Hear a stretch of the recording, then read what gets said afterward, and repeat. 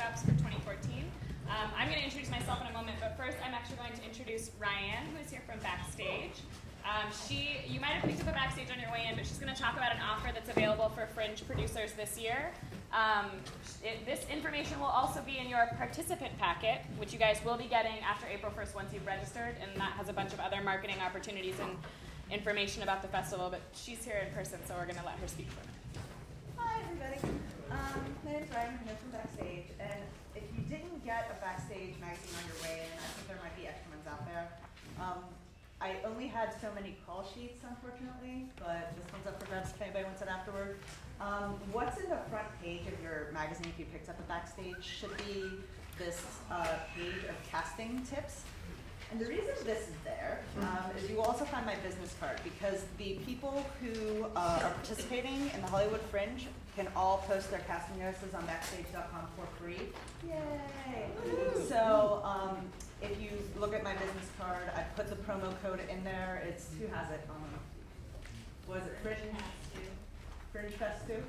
That's what it is. Fringe Kass 2. I don't even remember it myself. And what you do is you go on to Backstage.com, hit post a job. If you're not a member, you can like sign up for free or whatever. And then you go through the whole thing of what you want, how many people, breakdowns, all of that stuff. And then when it comes to the end where it would have you pay, you put in the promo code and it will be free. Yay. The good thing that I was just telling somebody is usually those promo codes last longer than the event. So if you're posting anything after the Fringe and you happen to use it, we won't know the difference. Fringe Kass 2. All one word? Yes. Okay. And if you guys have any questions, my name is Ryan Laratonda. Ryan.laratonda@backstage.com. Feel free to shoot me an email. Does anybody have any questions? Is that 2 written out, or is that number 2? 2. Yeah, Fringe Kass 2. Could you say your name again? Ryan, R-Y-A-N-N. And we will have her info in the participant packet, which you will all receive when you register. Does anybody want that already registered? I'll take it. Great. If you have any more, I need to come in that door, so I missed it. Thank you. Great. Thank you, everybody. Thanks. Feel free to come in and have a seat. There's a workshop? Awesome. All right, we're going to start. Welcome to the first Fringe workshop. Tonight we're going to talk a lot about money and marketing, how to do that here at the Hollywood Fringe. My name is Meghan McCauley. I am the Hollywood Fringe's beloved outreach director. If you are following us, thanks, people I invited here. If you guys are following this on Twitter or live tweeting, you can find me at Meghan McCauley. If you ever want to send me a joke on Twitter, you can totally do that too. The other staff that we have gracing us this evening, you met her on your way in. Stina, our volunteer coordinator, who is probably still out front. Great. Dave, our producing director, who is back there filming this evening. And Stacy Jones-Hill, our communications director, who will be live tweeting tonight. A couple of housekeeping items for everyone. Tonight, if you grabbed a blue wristband, wise choice. If you didn't, get one on your way out. We are having a mixer after this at 3 Clubs, which is right there. You do need a wristband, and the special is you buy one drink and you get another drink for free. That's nice. It's a great time actually to come and meet people. We'll be going there afterwards if you have questions for us, for staff, for probably some of our panelists, maybe not all, but we'll keep our fingers crossed and hope that they join us. A couple of upcoming deadlines to keep in mind, as many of you probably know. April 1st is the registration deadline for guide inclusion. That's the printed guide. Doesn't mean you have to register by April 1st to be in the festival. If you register after that, that's totally cool. You just won't be in the book. You'll be on the internet, which I hear is better than books these days. That being said, register by April 1st, please. The other deadline is April 15th, which is the guide ad deadline. If you'd like to purchase an ad to put in the guide, that's when you gotta do it by. You guys can totally come in and sit. Oh, we're fine. Okay, cool. If you change your mind at any moment. We have a couple of upcoming events that you may find of interest, including the next town hall. That is going to be Sunday, April 6th at 2 p.m. It is at Hudson Stages, which is just that way. This is going to focus on pre-festival marketing and advertising. We're going to talk about that a bit tonight as well, but you'll hear more about it at the town hall. Our next Twitter chat is the following day, which is Monday, April 7th, from 1 to 2 p.m. Use the hashtag HFF14 to join that conversation, as well as many other conversations that happen throughout the time leading up to and during Fringe. And the second workshop is Saturday, May 3rd at 2 p.m. at Theater Asylum, which is here. This session tonight is being filmed and live tweeted, so anything and everything that you say will probably go online. You can always write to us with your questions about the Fringe, about participating offers, about producing your show by emailing support@hollywoodfringe.org. We are super responsive to that, or Lex is super I responsive. can say that. Good. It's been great. It's been great. Oh, good. That is awesome. We really do answer the email. So if you have, if you wanted to email tonight and say, what was that offer about backstage? We can answer that via support@hollywoodfringe.org. So don't hesitate to email us. And tonight we have 6 wonderful panelists who I'm going to let introduce themselves, starting with Mr. Michael Kass. Hello, I've totally forgotten what we're supposed to say. They So, gave us yeah. a list. I'll wing it. Okay. I'm Michael Kass. The show that I had last year is called Ceremony. It was my first solo show. It was my first Fringe experience. So if anybody's having a sense of overwhelm with all the deadlines and stuff, we can talk about that. What else am I supposed to say? What have you done with Ceremony since your Fringe? Oh, lots of stuff. I just had a full run at Moving Arts Theater in Silver Lake. And I'm about to go on a not quite world tour this summer to Washington, D.C., San Diego Fringe, San Francisco Fringe, Santa Barbara, Ojai. And if anybody has a living room where they'd like to see the show, we can do it there. First time for you. Exactly. Hi, my name is Sara, Fenton. My Twitter handle is Fentonova. I produced a show called Take Me to the Poorhouse last year, which won Best International Show. It was extended twice. We took the show to New York for the United Solo Festival, and we self-produced a run in New York City last fall. And right now we're working on the screenplay of a film adaptation of the show. And this year I'm working on a show called The Lemon Lounge, which is a coverage of Fringe shows like yours. So we could talk about that after if you're interested in getting some coverage of your fantastic shows. Anything that I leave out of? That was great. Cool. I'm Les Kurkendaal, and I was at this Fringe last year with my show, A One-Way Ticket to Crazy Town. I've been doing Fringes since 2000, and so I've been touring with them. And actually, I've been at this Fringe since the beginning. I can't believe it's been 5 years already. A cool thing that has come out of Fringing for me recently is somebody that works with The Moth on NPR saw one of my shows, and so I've been booking shows on The Moth main stage because of Fringe. So I've got a lot of great things to say about Fringe. I do too. I'm Michael Shaw Fisher. I'm a huge supporter of Fringe. This is my fourth Fringe. I started 2011. It was the first production ever for my production company, of which I'm artistic director, Orgasmico Theater Company. And we did The Barking Pig, which was part of Best of Fringe Extension that year, nominated for Best Comedy. Then we came back. I had some sort of musical revelation where I decided to really produce my first musical ever, and it was just such a risk. And I was producing it. It was expensive, and I did Doomsday Cabaret over at the Lounge Theater, Which was you guys, awesome. Thank you. I don't know if any of you guys are doing show at the Lounge. It's a great space. And we did it there, and then we went on to do the Best of Fringe Extension, and we got Best Musical Fringe. There's a vote thing where we're all going to get a chance to vote on shows, and that was voted Best Musical for the Fringe 2012. And we went on to extend at the Second Stage Theater where the Blank resides, and it had about an 8-week run there, which was very well received and got me an Ovation nomination for Best Lyrics and Music, which, to go from, crapping your pants, never having produced or written, or not actually knowing any notes of musical. I don't know any, I'm musically illiterate. And having written that musical for the Fringe, and then all of a sudden seeing that go to something as, the Ovation Award, I was just crapping my pants. It was just amazing.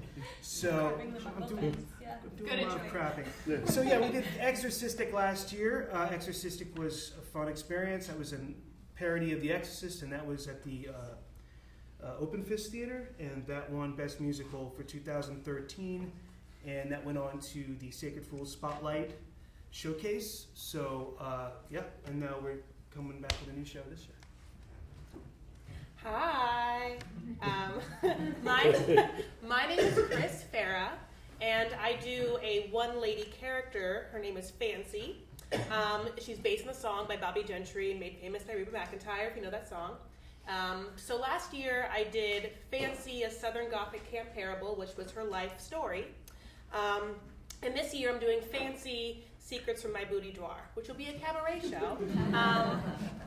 Let's see. Ooh. God bless. Okay.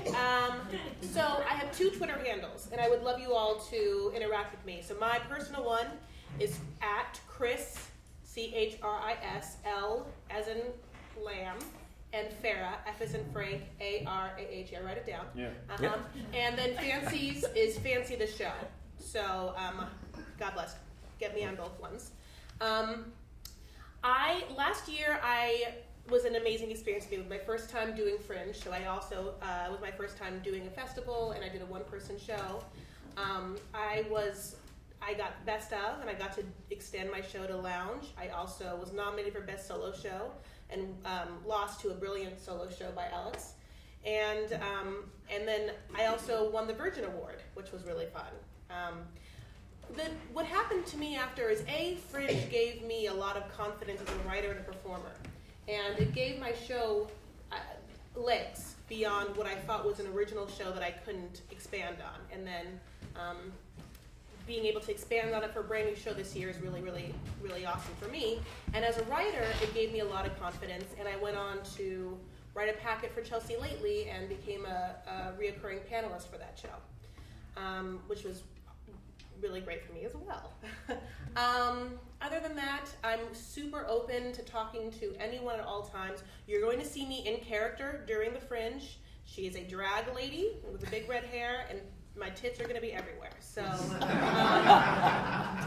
It's true. I've seen her. yeah, they're everywhere. So Tremendous. this will not be what you see, but please interact with me. I'd love to talk to everyone here. Cool. This is where I get all self-conscious. Hi, my name is Gregory Crafts. I know, right? And I'm Managing Director of Theater Unleashed. I'm also on the Leadership Council for the Theatrical Producers League of Los Angeles, newly formed and kicking butt and taking names in 2014. I have, like Les, I'm an OG Fringer. I've been here since 2010.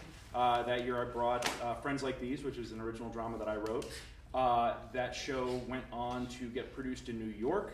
At the New York Fringe Festival. I'm bringing it back to Fringe this year because I'm working on getting it published, and I need some quotes that are fresher than 2010. New York aside, it's also been tattooed on my leg, and I'll probably add some more to that hopefully. Yeah, little things.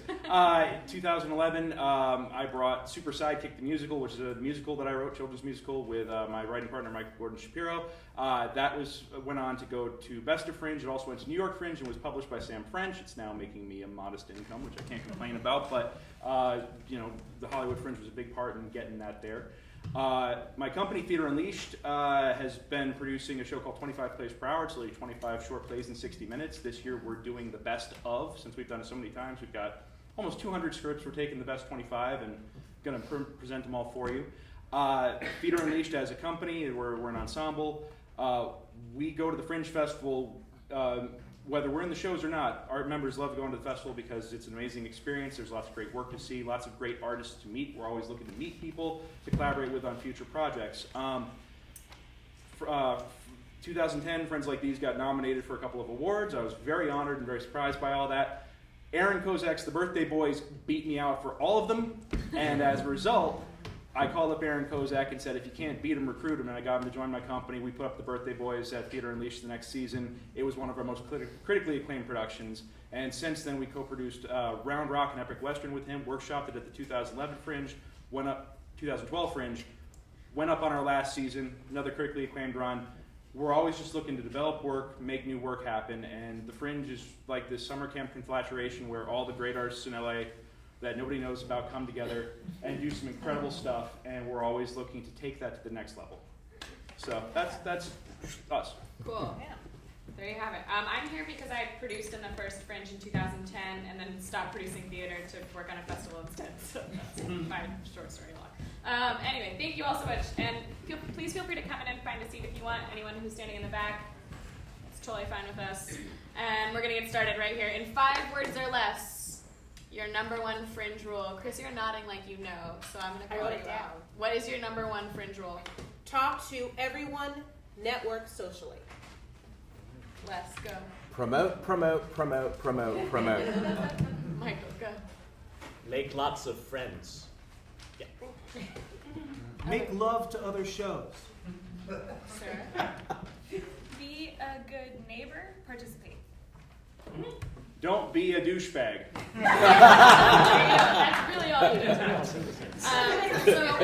Yeah. In our own way. we're going to start tonight talking about obstacles that you have faced as producers, or things that maybe others should expect to face while they are producing for the Fringe. Something that maybe people, when we do the town halls, we can't speak to quite as much because we don't produce shows in this, so we want to hear from you guys. What are some of the, since registration deadline is coming up, are there any obstacles or challenges to registration that you have tales to tell about? Or other obstacles? Feel free to answer this question however you want. Greg. Money probably is the biggest obstacle. It's $250, depending if you're doing a show that shows more. So, I mean, you got to raise that money, and you can do the Indiegogos, you can do the Kickstarters, you can try and get a sponsor, if you're a one-person show, it's harder because everything's on you, and hopefully you saved a lot of money and, but there are ways to get things done. And if you are someone who performs in this community, I bet that you have a network of other performers and artists that support you. And so do what you have to do. If you do a Kickstarter campaign, you can do something where you do Kickstarter if you pledge how much money, you can give them a ticket. So they're just buying a ticket for your show preliminarily. That could be a way. If you can do whatever you want to do. But obviously, I think money is the big obstacle. Yeah, to sort of piggyback on that, money was definitely an obstacle. Something I did is with the Kickstarter campaign, I considered basically the second I told anybody I was doing a show was the beginning of my marketing campaign for the show. So the Kickstarter became a marketing tool. And my goal was to raise enough money that if I needed to, I could give away every seat in the house, right? Because the goal is to get people in to see the show. And that seemed to work well. So it was great knowing that I could comp tickets, I could let people in.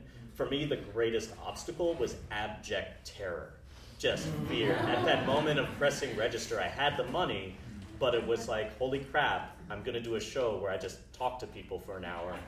And I'm like, here, enjoy that. And just having a strong support network to talk you through it. And it was at town halls like these that I met Sara and her team and some other folks, and just being able to sit together and say, wow, we're all terrified and we're all doing the Fringe and that's kind of awesome is really, really important. Yeah, I want to piggyback on that. Like, I feel like part of my job as a producer for a solo show was like sometimes hand-holding and being like, just send the newsletter. It's okay. No one's gonna send you hate mail back, and if they are, screw them. You don't need them as a friend. And do you know what I mean? There's I think a lot of fear that is really truly a reality in any artistic endeavor. And I feel like in the Fringe, especially, the community that exists here really helps you take those kinds of risks and feel comfortable putting your heart on the stage. And with if I just to piggyback on that, with the marketing, that can be a big obstacle. Is how are we going to fill seats, and the people sitting around you are the ones that are going to help. Depending on what space you're in, you may form a union of theater-going friends who you just go and support each other's shows, or you promote each other's shows in your programs. All those are great ways, because one of the things you get at Fringe that you don't get at LA theater really most other times of the year is that sense of we're all in this together, so let's fill each other's houses and make sure everybody has a great experience. Yeah, I feel like I'm much more comfortable like talking how amazing someone other than myself is. So if like, you know, you can go and be like, go see his show, and then he turns around and points and says like, go see her show. It's a really nice, I don't know, symbiotic relationship. And wouldn't you rather hear from someone who isn't the person whose show it is that it's a good show? Like that has more cred, I think, to me than someone saying like, my show's the best. What about, I'm going to plant a seed. I'm going to put a rock in your shoe. What about rehearsal space or last minute changes in cast and crew? Has anyone ever come up against those sorts of obstacles prepping for Fringe? Yeah. Just to say to Michael that I was quite impressed with the little one-person posse they had going on last year. I would like, every time I would go to Michael's show, I think it was like Alex Knox would be, you know, running like you'd be running the box office, and then you'd be running his show, and it was like, it just seemed, and I'd never seen that before, even in the other Fringes, just to see the one-person shows really getting together, because then it's like, you got to see them all. You know, I saw Alex's, I had to see Michael's, and you know. Okay, so, rehearsal space, we weren't, I got all non-union actors my first year so I could rehearse in a house, in a living room. The second year, we made the effort to rehearse in the space itself. We rehearsed Doomsday in the theater, and that made all the difference for that show, because we were a 9-person cast on a very small stage, and if we hadn't planned all of how that choreography of moving around each other was going to happen, then we would have been completely up the creek. Last year, we found a friend who had a dance studio behind her house, and we went back there. Of course, that was still not anywhere near the size of Open Fist.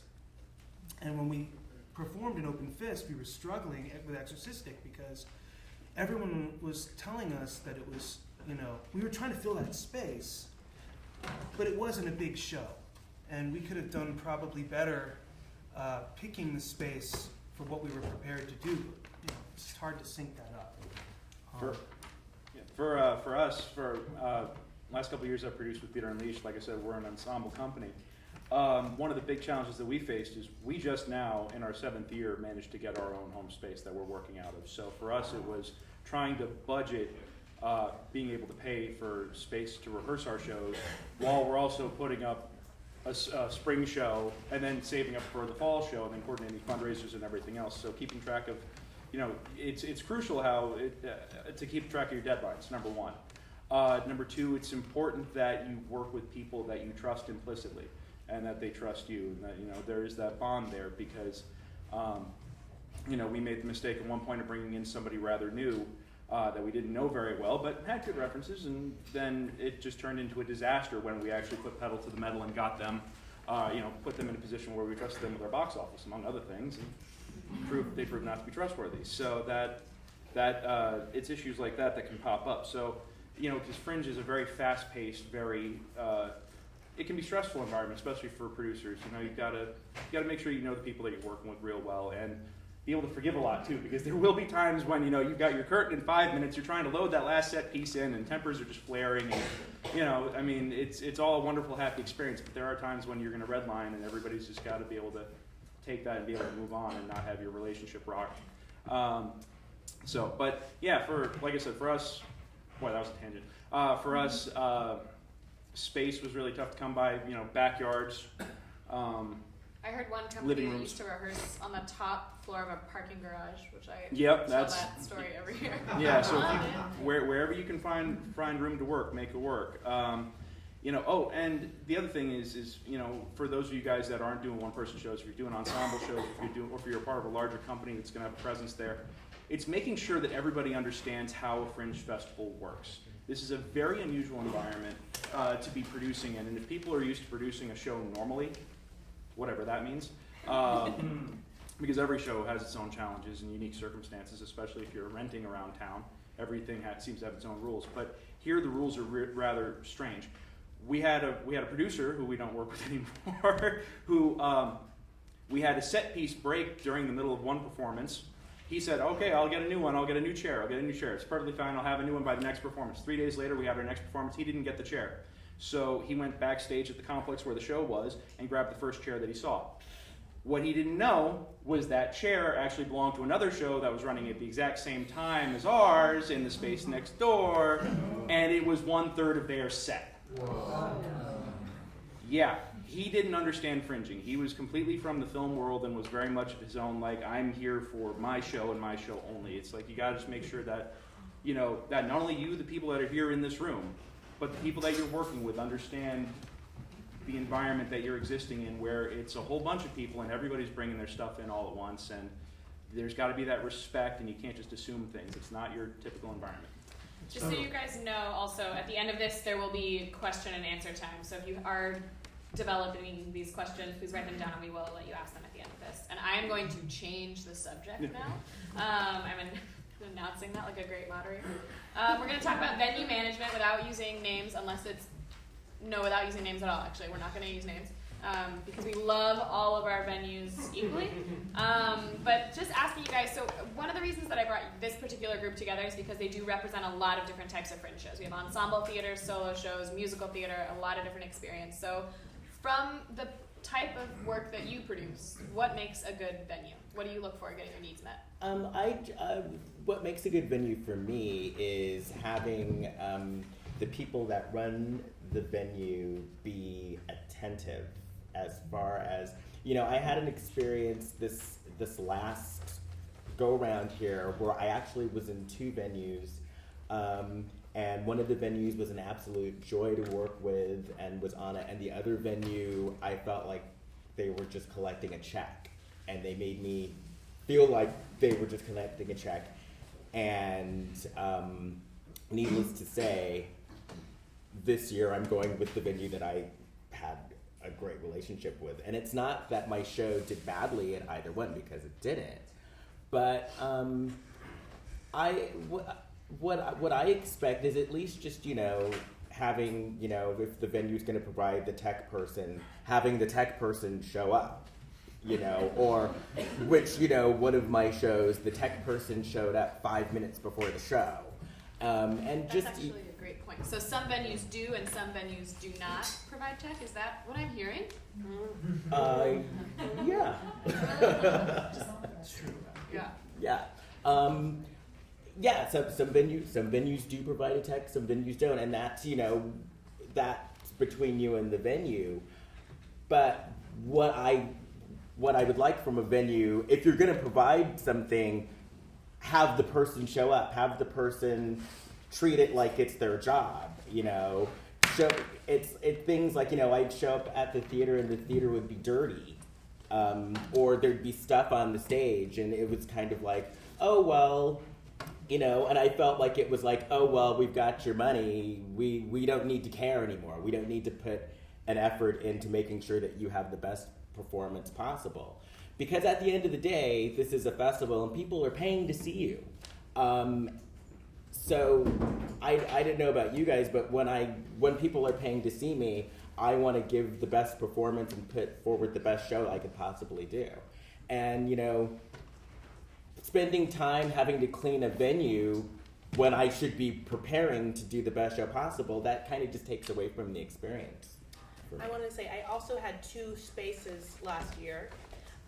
And both had different challenges. One had a built-in audience and demographic that I felt really suited my show, and I was one of 2 shows in the venue, and I knew the people that, you know, whose venue they run, and it was great in a lot of ways. And what wasn't great was that it was not centrally located to Fringe, and I felt like I lost out on a lot of foot traffic and a lot of you're going to be scheduling things. You know, you're going to be hitting a show at 2. You're going to have 5 minutes to walk to another venue at 3. I mean, you know, if you're doing Fringe right, which is seeing people's shows, you know, and that is the gift that Fringe gives you, is the ability to pack in so much theater at one time.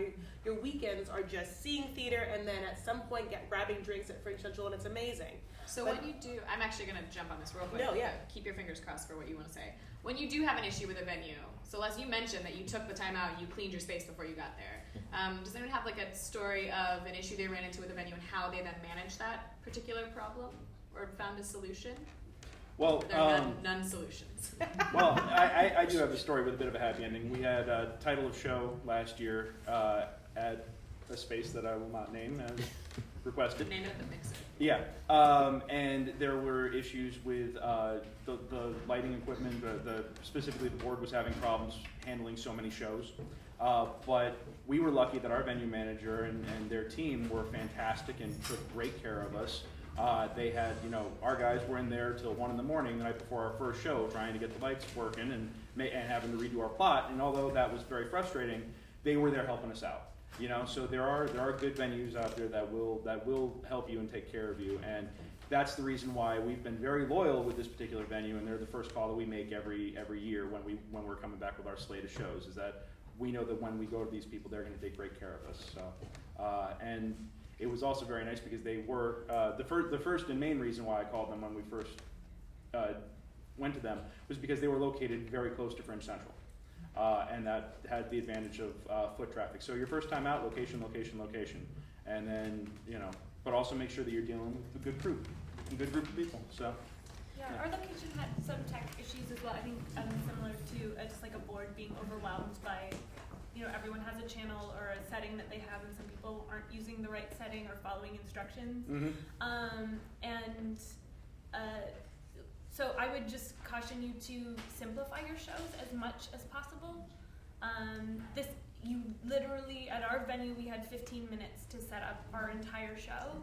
And if it can't be set up in 15 minutes, it's not for this run of Fringe. Like, maybe for another run where you have the venue for the whole week and you can come in at 2 and set your really specific props or whatever. But our props were a chair and a box, and even just and some projections, and even just getting that up and running in 15 minutes was sometimes like, ah. So simplify, simplify, simplify, simplify, simplify. Those would be my 5 words. Simplify, simplify. And if you're doing a musical, you're going to have to do sound cues in the beginning. You're going to make sure that the band isn't blowing out the actors, that the mics are all working, if you've got mics. You've got so many things to consider, and you got lights. Nothing is scarier. And having the money and keep finding the money, and we all crap our pants up to the finish line, but the last moment is when your heart's going to blow out of your chest, because that's when you've had maybe an hour of tech, you've gone through the cues, maybe you've lost a stage manager in the process. You're like, you don't know if anyone really knows the cues. You only know what you maybe did in the space that isn't this space. And the audience is full of people who are going to start judging you now. And it's like, oh man, you know that they're all going to go on their little Fringe phones and the Fringe apps, and they're going to be like, loved it, wasn't my thing, or whatever, whatever that whole thing is. And you're just like, oh my God, just give me one show. Just give me one show in the space where I can do it where I'm not being judged, please. Yeah. Actually, I implore everybody, seriously, if you are seeing a preview and a person tells you that this is a preview, to not run and make a bunch of hocus pocus based on that preview, because your text will be nightmares too. And everybody will be like, oh my God. Everybody will be losing their mind. So I would say, I would wait until the show officially opens before, you start posting stuff about a show that could really hurt that show's reputation. I saw some shows that were really hurting in their previews, but I held back my thing because I was like, who knows what it's going to be next week? It could get really good when they have, I don't know. So speaking of tech, actually, let's jump to that real quickly. Besides the tip of simplify, simplify, simplify, any tips on how to run a Fringe tech differently than another? If you can have as many of your cues done on paper by the time, we got our lighting plot a week beforehand and had everything cued on paper before we went in, because I had 110 sound cues in an hour-long show and something like 50 light cues. So I did the opposite of what Sara did, but we got the light plot and sort of figured out exactly what they wanted to be. So when we got in, we were able to program those cues very quickly because we knew where the dimmers were. And we also lost half of our cues halfway through tech. So we still managed to get through it in about an hour and 15 minutes, and we had an hour and a half. So then we did a real quick speed through of the entire show. It's not true. But yeah, as much as you can have done, prepped by the time you go into that space, so you can really hit the ground running is the best best thing you can do for yourselves. Yeah, our venue used QLab as a Great program. technology, I guess is what you call it. And I just study it, so you know what it is, what it can do, what it does weird, so that when you're in tech, you aren't like learning as you go. You're already familiar with what your computer's doing. I would say definitely prepare as much in advance, just like everybody else is saying. The other thing is, if you've got a show that's more complex than as something as simple as possible, then just a handful of sound cues, light cues, and I mean 25 plays per hour is great for us because it's literally one sound cue and lights up, lights down, lights up, lights down about 25 times. It's not that hard, you know. I mean, we can hit that. But the anything more complex than that, don't just assume that the default tech time that you get in your rental package is going to be enough. It may, if you've got something that's more complex, rent more time. Right. Pay the money, rent more time. Your show will be better for it. This is actually an excellent sequitur into our next topic. Sorry, Michael Schellfisher. But it's a good one, and this is actually the meat of what I think is really valuable for you guys to share with everybody here tonight, which is about budgeting, things that you do need to budget for. And so my first question is going to be, in so far as budgeting goes, a place to spend that I just heard is extra tech time if you think you're going to need it, but where can you save, where should you definitely plan to spend money, and where do you maybe not need to on a Fringe show? I think that you should definitely plan on spending money on your promotional materials, like your postcard, your posters, because your postcard, that's basically your calling card. And the better the postcard is... Two-sided, please. Two-sided. The better the postcard is, it's great for you because, you know, a lot of people may not remember you or your name, but they'll remember your postcard, and it's a great way to get people to come. And, you know, I'm from the school of guerrilla marketing where, you know, you go, if you find a show that's selling well, you go and you flyer the people leaving that show, because the cool thing about Fringe audiences and the cool thing about flyering like that is if people are coming to see one Fringe show, that means that they're open to seeing others. And so your flyer and your poster, that's the way you're going to get people to come and people to remember you. So you should ask for permission if you are going to flyer someone. Just give them a heads up. Yeah. I mean, Most people are totally Yeah. open to it, but yeah, I would clear that with your It's a common courtesy thing. Just in case. Yeah. Anyone else? Where to spend? Where to save? I bought ads on the Hollywood Fringe site. I also bought ads on Facebook. Yeah. Oh. You know, and I wanted to increase my likes for my show, and I wanted to make sure that the link to buy tickets was a prominent post or whatever. I think that both those things helped me. You know, I think that my poster was out there for people to see. I think people were familiar, not only my friends and my network through Facebook, as well as the people that are going to the Hollywood Fringe site. You know, and the Hollywood Fringe site really does a nice job of telling you who's clicked on it, who's seen it, how many impressions. You know, you don't have to go crazy, but I think, and you know, you can time when you're going to do something like the Hollywood Fringe site for your impressions. Impressions is how many times your flyer is on the site and seen by someone. When did you time yours? I think I started 30 days before I opened. Nice. So you weren't like a month ahead of time. Well, kind of. I mean, Well, that too. Okay. Yeah. But you said it Technically right that was at the better. start. So one thing I did with print ads, which are not cheap, I actually banded together with two other performers, and we bought a larger ad together. And I had these interesting experiences where people would come up to me and have actually no idea what my show was, but go like, "Oh, you're one of those guys who like work together to do the ad. That's super fringy." And then they became interested in it, right? So that there are ways, if there are other shows that are thematically similar, just other people who you really admire, you can talk about going in on some advertising together, and it's a great way to save some money and still get that visibility out there. You can search by the tags that you put on your show, by the way, on the Fringe site for other shows with those same tags. So if one of the tags on your shows is high school, you can find other people doing shows about high school. I would say that, yeah, marketing absolutely is where you should put your money. There's lots of free marketing opportunities, lots of creative free marketing opportunities you can take advantage of, and that's encouraged.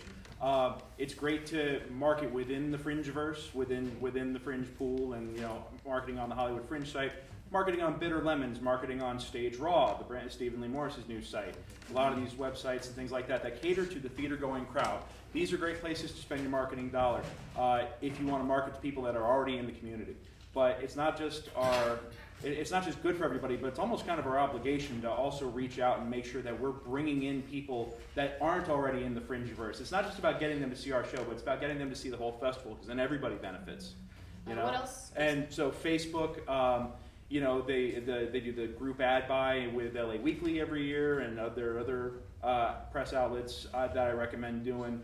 In the participant packet, they've got this whole list of marketing opportunities, and yeah, sure, some of them are pricey, but keep in mind that when you're marketing your show, most feature films spend more money, like at least as much, if not more, on marketing than they do on the actual production itself, than actually shooting the movie itself. And it's the same thing on Broadway, it's the same thing in plays elsewhere. So when you're thinking about how much money should I spend on marketing, far too many companies think that they could do it with just Twitter and Facebook and just do it the free route.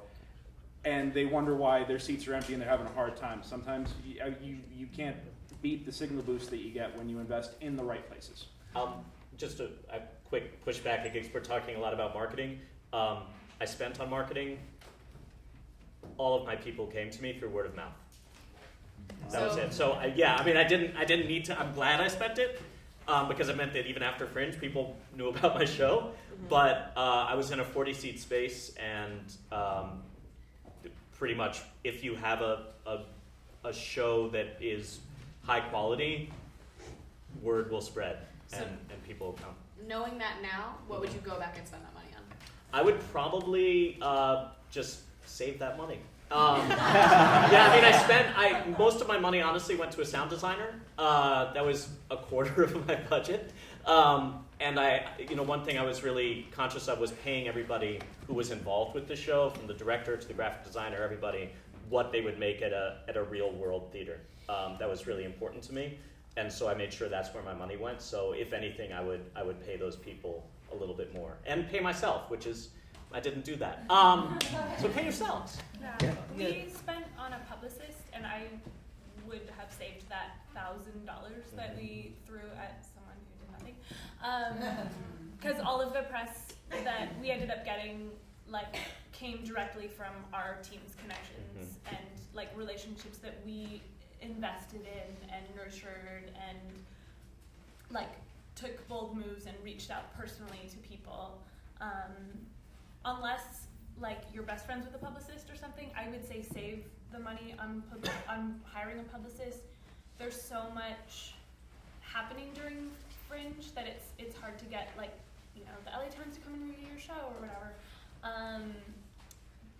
I think that money is better spent on other marketing opportunities. We decided also not to do print advertising, and I think that was a sound investment. But we spent a lot of time marketing. So it's a kind of a trade-off. And I feel like spending the time to connect with someone and tell them about your show and go see their show is a better investment than a few $100 on something that there's no connection to. 1 second. I totally see you. I can call on you first at the end, but we are going to hold the questions to the end. Cool. And one of the things, too, that I found was the most successful as well is get to know the other shows in your venue and band together with the other shows in your venue and help each other out. Because I think we were in the same venue. We were in the same venue, yeah. And there were, it was amazing. All the shows got together and supported each other's shows. And I remember there were certain shows that they had maybe a late night slot, and they were like, hey, you know what? I got a late night slot. I'm not sure if people are going to show up. And I forgot about that. everybody banded together, and they ended up having full houses because of just, getting out and supporting each other. Yeah. And that's one of the best things you can do. Is it possible to make money on a show? Yeah.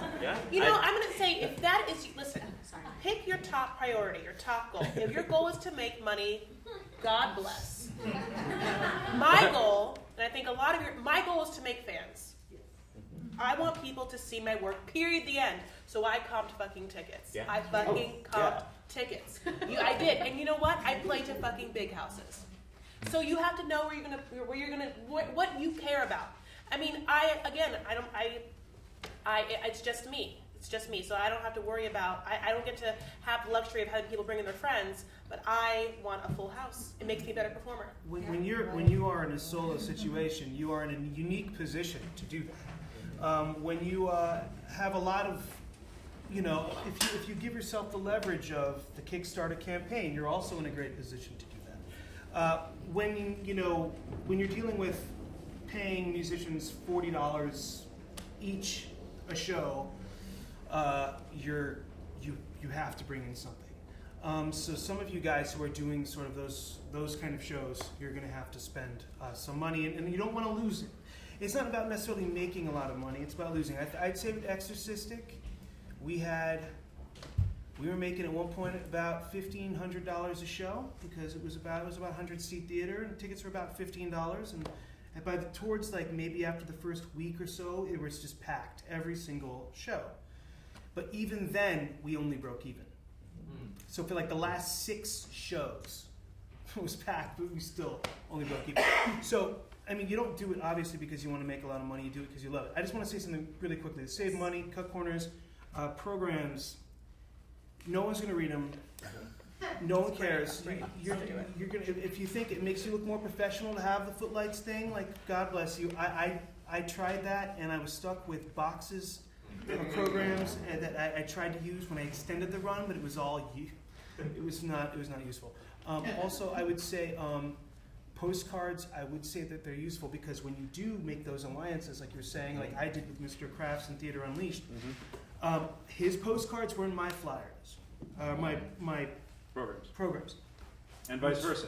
Which was just literally, I mean, I got even ambitious last year. All I needed was one piece of paper, folded in half with the image, and some stuff written on the inside. Yeah. That's all you need. And a videographer, on the same thing, I don't think you need a videographer for your show.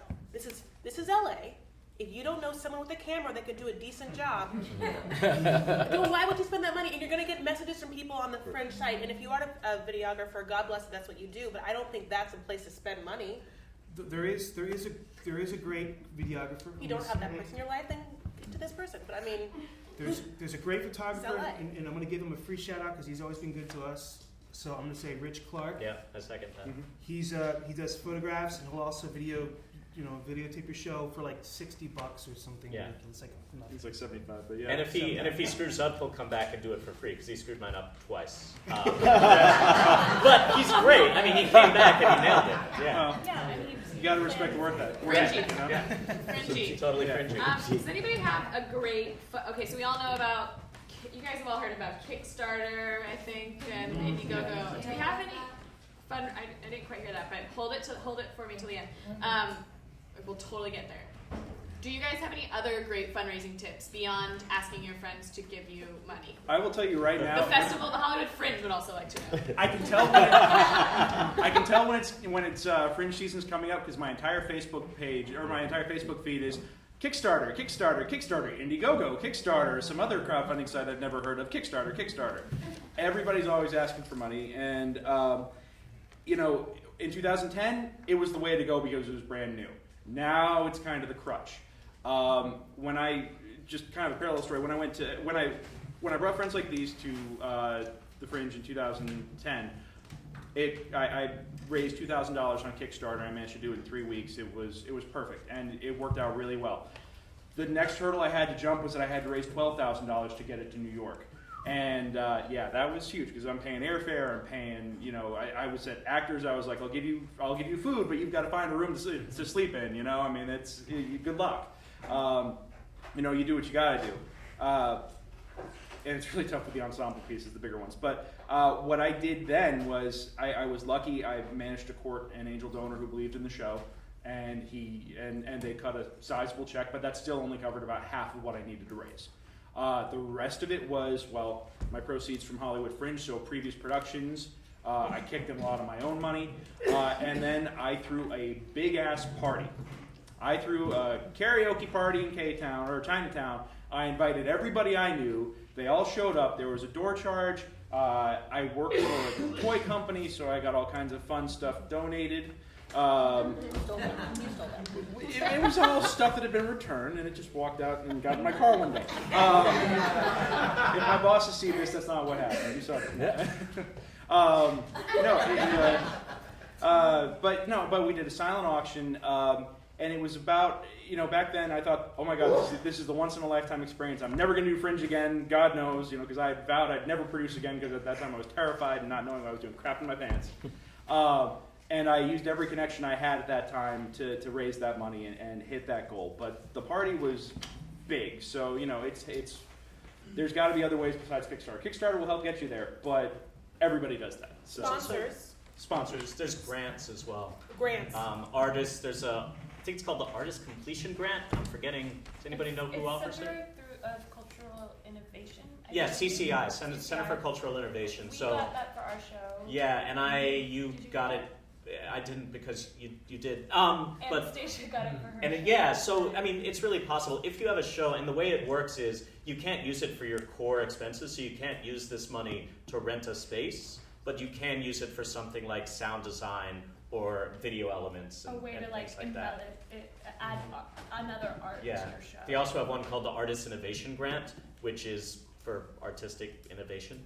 And the deadlines are now-ish, so CCI, I believe, is the web, CCI. Do you have to be a nonprofit to use that? Or? So yeah, you can, if you need fiscal sponsorship, you can do it through Fractured Atlas, which is a New York-based organization. They take like 7%, and then you can use their 501c3 status. Pasadena Arts Council. Pasadena Arts Council is another one. I've heard that Bootleg Theater will also fiscally sponsor.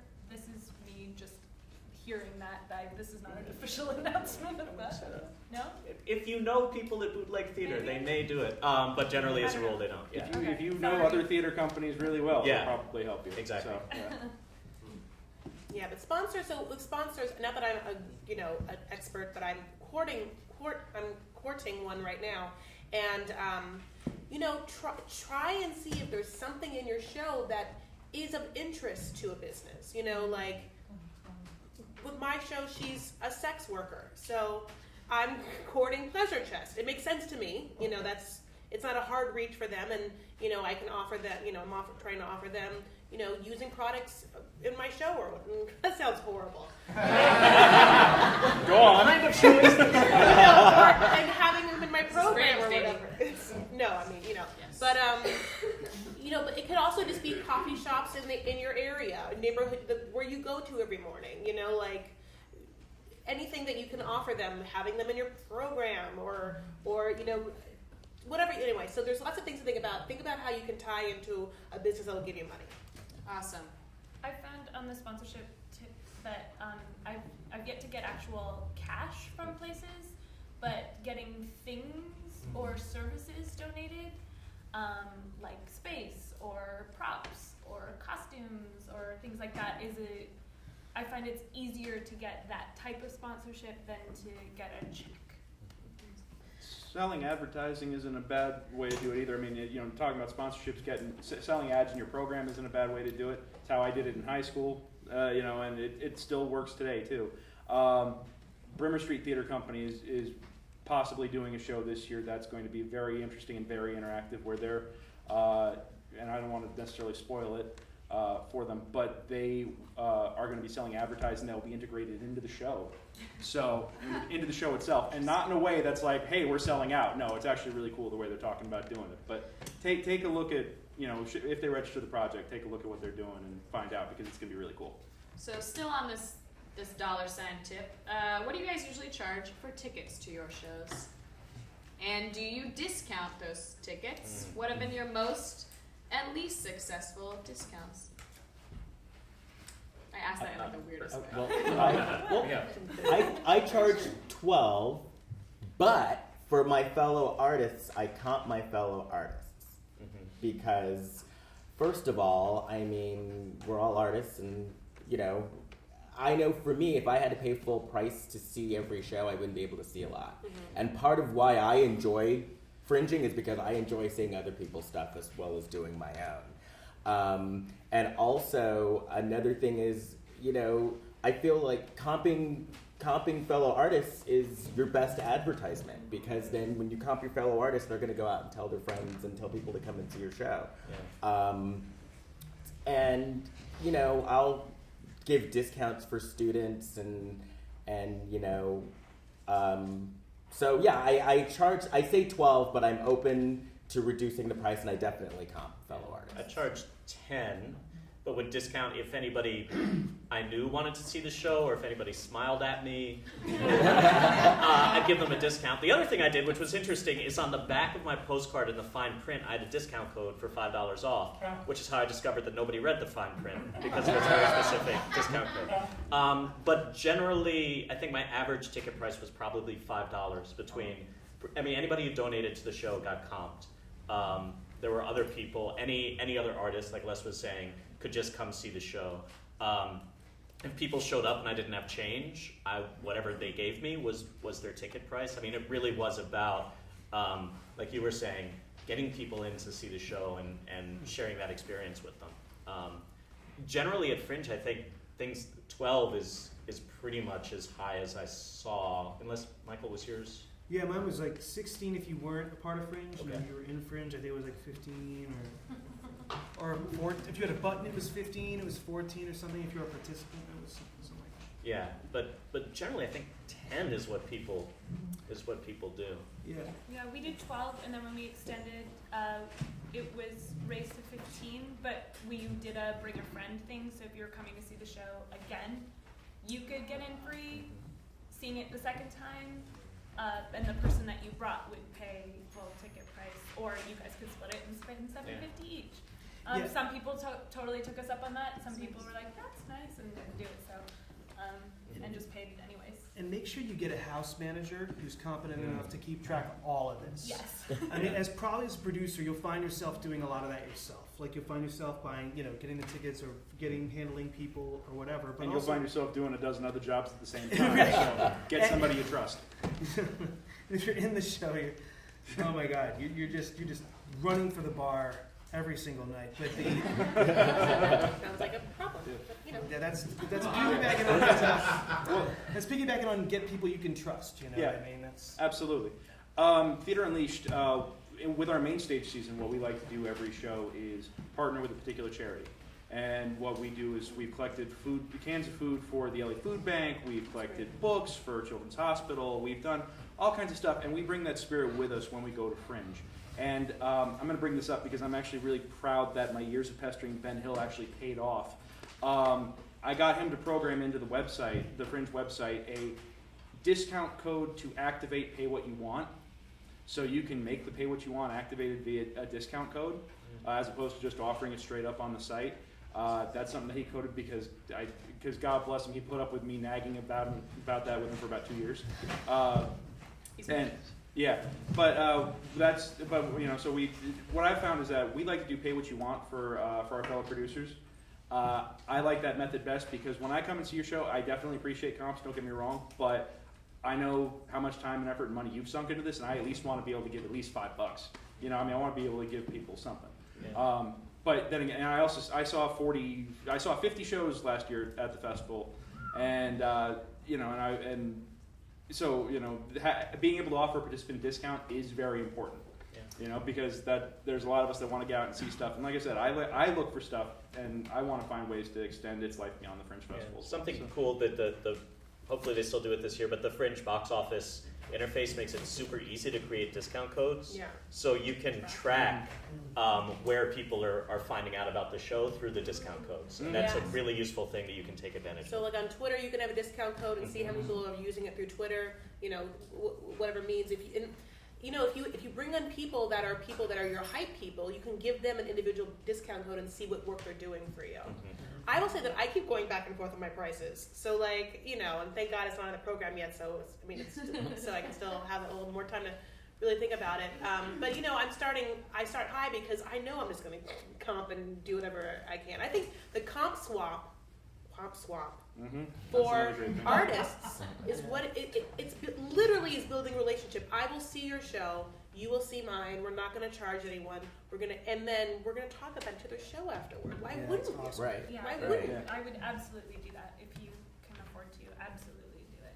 Yeah, Cost and swap. just that also helps you see more shows because I saw about as many shows as you did last year. Yeah. Sorry. Yeah, I feel like 35. And that was great. But one of the Yeah. advantages of that was I was sponsoring an award, so I'd be like, oh, if you're nominated for an award, come see my show. I want to go see your show. And it was basically like a version of a comp swap too. Comp swap. Yep. So, It's hard to say. Yeah. Swap. I have problems with popcorn and popcorn. My guys like to be difficult, so we charge $12.50 instead of just $12. But that's about the average price. But yeah, we'll do the pay what you want with a charity item. We'll do a charity drive, and then we'll do pay what you want for participants, or $5, or straight up for certain nights. When you've got that late night Tuesday that you're worried about people showing up. If you've got a late night Tuesday early on in your run, comp it. Yeah. Just paper the house, because honestly, especially with those early performances that are odd times, if you can pack your house even for free, it's going to pay off in the end, because that word of mouth, that buzz that it generates from people seeing your show, will get more people. We did, for 25 plays per hour, we did a 25-cent preview. Our preview performance was literally a quarter. Sold out the house. That night we made $8, no, $4. We made like $4, literally. No, and but we sold out the next 4 performances based on word of mouth alone from that. So it's worth it to, especially if you, like I said, get a gimmick for your early performances and figure out a way to. Well, hell, even my company, we're running a show right now. We did a Monday night show, which we never did. We did it last night. We made it LA Theater Night and marketed it to people in other shows and other companies, and we packed the house. Yeah. On a Monday night. We never done that before. So yeah. And price your previews differently. Yeah. Yes. If you can give them away, give them away. You want people at your previews, but that's the thing. You want them there, and you want them to be charitable. Yeah. If you're being charitable, they should be charitable. They should be aware. The of other, it. apart from price incentives, I had great success baking brownies for shows. Like where you was can. I? With your show, I would Right? trust it, though, dude. Yeah, no, that's it. People thought that they were special brownies. They weren't. I mean, they had love in them. But Oh, that's well, it. no, here's some. Ceremony, indeed. Yeah, but you can, bake. People show up for that. It's you bake pie. Yeah, Anastasia baked pies. Anastasia baked pies. It works. People like treats. On this note of scheduling, real quick, and then I'm gonna quickly follow this with a new question. Do you guys recommend the so-called off times for Fringe? Yes. Yes. Why? Absolutely. Why would you do that? Because everybody and their brother wants Friday at 8 p.m. That's the newbie mistake. That is the newbie mistake, because then you've got 45 shows going up at the exact same time. You're going to love the Monday nights. You're going to love the Tuesday nights. You're going to love the Wednesdays. You're going to love your Saturdays at 4 p.m. Because, not to think about this in terms of a competition, but there's fewer shows going on, and there's still an audience there looking to see stuff. So embrace the off times. The only exception I would say to that rule is that if you are, I don't know most of the people here, if you are a company or an ensemble that brings your own audience who is used to traditional show times, then that might not necessarily be something that's the best for you. But if you are looking to get really involved in the Fringe community, off times are your friends. And I want to say this is off venues. I know this sounds really weird, but I'm really kind of. I know that he said foot traffic and everything. Like if you know that every Fringe Central is going to be over here, then you got to be here. And yeah, there is an advantage to that. As a producer, I completely understand the advantage to that. But the show that won top of Fringe last year, out of how many 250 shows, however many shows, A it was, great 300 amount. shows. A lot of shows. The one that got the top show, that means everybody thought that this was the best show, was down. It was on Formosa. It was the actors. Way off the beaten path. It was way off the beaten path, and I mean, so there really is no hard and fast rule. If you find a space that's working for you, then do your show there. And if there are other shows in that space, then those alliances really become useful, because you guys are going to get a whole bunch of people out there. So Fisher just mentioned something also about sponsored awards. I'm not going to talk about that too much. If you have a company that wants to sponsor an award, you can go to our website, about, and then sponsoring a Fringe award for guidelines. They are all listed there, but you can sponsor and give an award out at the Fringe Festival. May 1st is the deadline to submit your ideas for that. So if you guys want to check it out, do. If you are interested in this idea but didn't get all that info, you can email support@hollywoodfringe.org. Okay, I'm going to move to the next topic, which we've actually talked about a lot because this is something that comes up often, which is the idea of marketing. We're going to talk about social media, all this getting people to come to your shows. I've heard a little bit about this already. But what does and does not work for you guys in terms of Fringe marketing? You have to, so your content, what you're going to post, it has to be engaging enough that people actually pay attention to it, because again, when we were talking about being inundated with Indiegogo and campaigns on your feed, that's what's going to be, and you want to be able to be interesting and engaging so people actually pay attention to your content, as well as getting out your marketing, as well as making sure your link to buy tickets, is there, and you have. Don't be scared. But you better have a Twitter. You better have a Facebook page. You better have a Tumblr. You can make a website so easily. And like for me, I would like to know how to do WordPress, and at some point in my life, I will absolutely learn how to do that. But for right now, if you go to fancythisshow.com, it's just my Tumblr. It was easy like that to set up. Mm-hmm. I think that you have to have these things. I had a QR code on my postcard. I think that you can go to bit.ly and keep track of your click-throughs. There are so many things you can do for free, and I think that spending a day just doing everything, getting everything done on your computer so that you have everything is going to help you in emailing people, being able to say, this is my Twitter, this is my Facebook, this is my email address. Something that was really useful, helpful, effective, gratitude.